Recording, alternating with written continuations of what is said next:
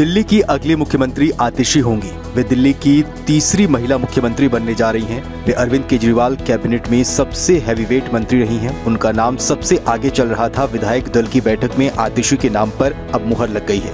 मंगलवार की सुबह से ही आम आदमी पार्टी संयोजक केजरीवाल के सिविल लाइंस स्थित आवास पर विधायक दल की बैठक बुलाई गई थी। इसमें सर्वसम्मति से नए नेता सदन का चुनाव किया गया है। आतिशी पंजाबी राजपूत परिवार से ताल्लुक रखती हैं और ऑक्सफोर्ड यूनिवर्सिटी से वो ग्रेजुएट हैं।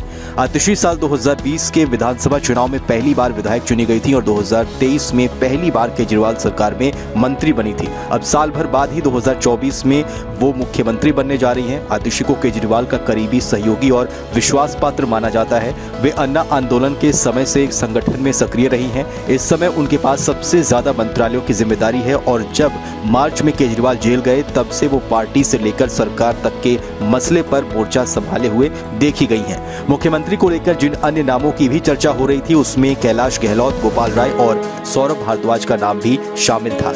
आतिशी साल 2020 में पहली बार कालकाजी विधानसभा क्षेत्र से विधायक बनी। उन्होंने बीजेपी उम्मीदवार धर्मवीर सिंह को 11,393 वोटों से हराया। आतिशी का जन्म 8 जून 1981 को दिल्ली में हुआ था। उनके पिता नामविजय सिंह दिल्ली यूनिवर्सिटी में प्रोफेसर रहे। आतिशी ने स्कूली शिक्षा नई दिल्ली से प्राप्त की। उन्होंने सेंट स्टीफन कॉलेज से हिस्ट्री में स्टडी की और ऑक्सफोर्ड यूनिवर्सिटी से शेवनिंग स्कॉलरशिप पर मास्टर की डिग्री हासिल की। कुछ साल बाद उन्होंने शैक्षिक अनुसंधान में रोड्स स्कॉलर के रूप में ऑक्सफोर्ड से दूसरी मास्टर डिग्री हासिल की। उन्होंने मध्य प्रदेश के एक छोटे से गांव में अपने 7 साल बिताए जहां वो जैविक खेती और प्रगतिशील शिक्षा प्रणालियों से जुड़ी। उन्होंने वहां कई गैर लाभकारी संगठनों यानी एनजीओ के साथ काम किया जहां उनकी पहली बार आम आदमी पार्टी के कुछ सदस्यों से मुलाकात हुई और वो पार्टी की स्थापना के समय से ही इसमें शामिल हो गई।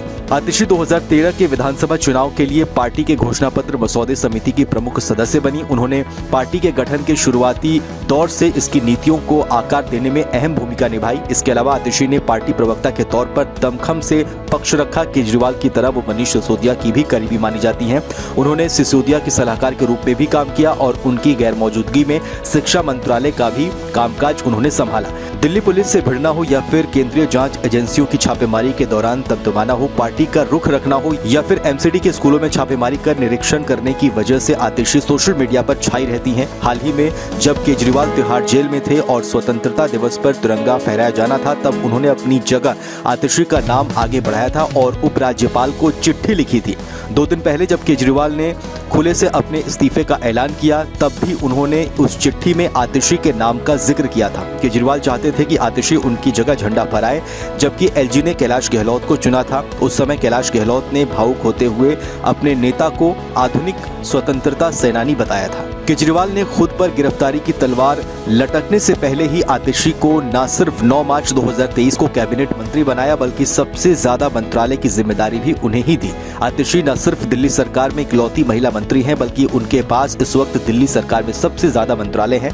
वही शिक्षा विभाग देख रही हैं, पीडब्ल्यूडी, जल विभाग, राजस्व योजना और वित्त विभाग को संभाल रही हैं। महिला वोट और महिलाओं से जुड़े केजरीवाल के आगे के वादों को ध्यान में रखते हुए वो आतिशी का नाम अहम माना जा रहा है। आतिशी ने जुलाई 2015 से 17 अप्रैल 2018 तक शिक्षा के लिए मनीष सिसोदिया के सलाहकार के रूप में काम किया है।